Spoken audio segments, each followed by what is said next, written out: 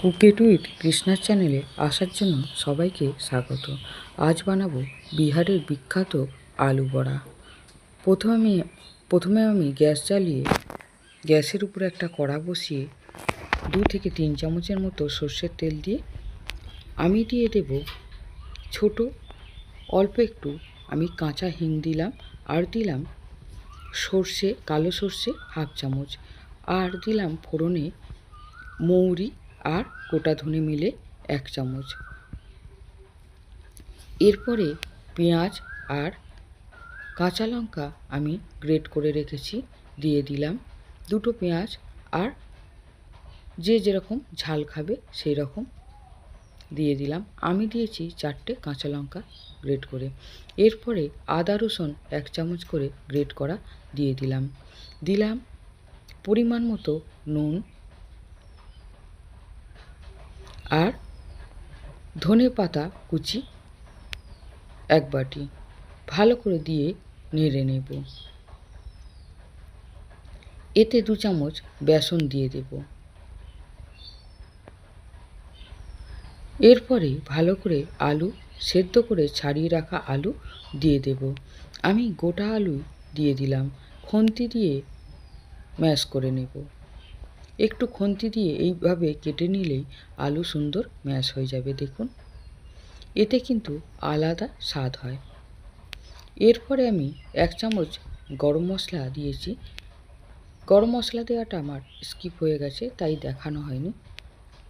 আলু একদম কড়া থেকে ছেড়ে গেছে, ভালো মতো আলুর রস শুকনো হয়ে গেছে। আমি নামিয়ে নেব।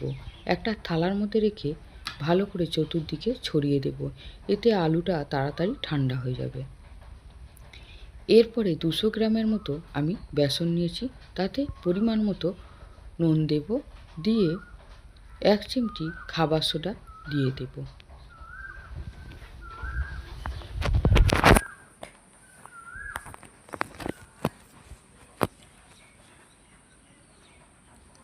অল্প জল দিয়ে ভালো করে মাখিয়ে নেব।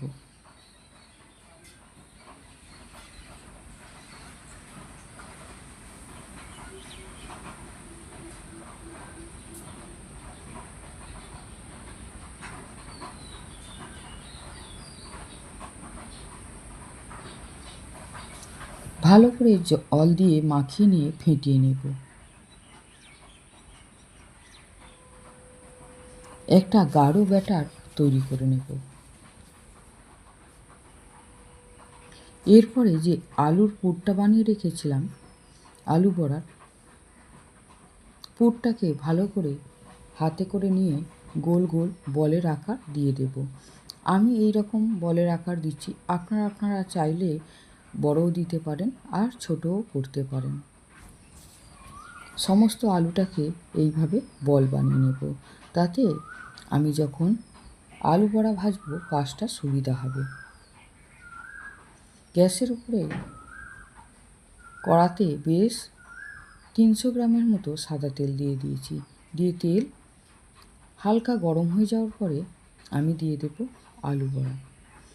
একটা করে আলুর পুর নিয়ে বেসনে চুবিয়ে তেলে দিয়ে দেব। গ্যাসটা এই সময় আমি জোরে দেব না, তাতে পুড়ে যাবে।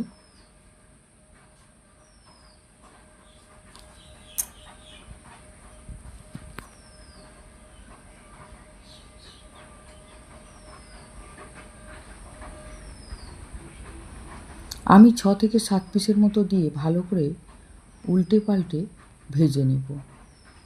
এই সময় একটু গ্যাসটা জোরে দিয়ে দেব।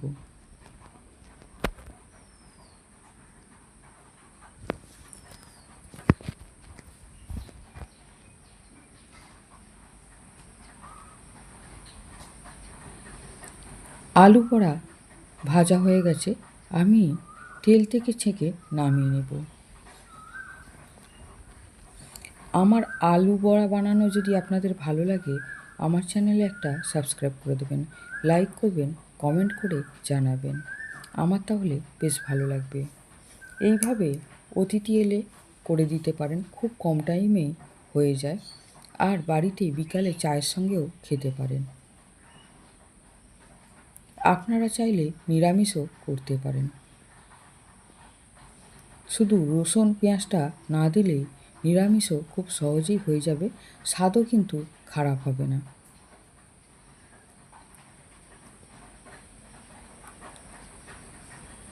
তবে নিরামিষ করলে একটু হিংটা দেবেন, তাহলে খেতে কিন্তু বুঝতেই পারবেন না যে এতে পেঁয়াজ রসুন দেওয়া হয়নি।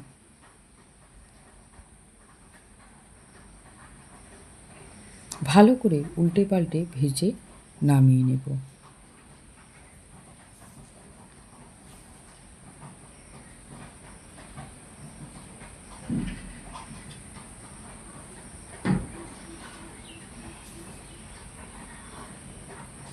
এই আমার দ্বিতীয় ব্যাচ ভাজা হয়ে গেল, লাল করে ভেজে নিয়েছি। তেল থেকে ছেঁকে এবার তুলে নেব।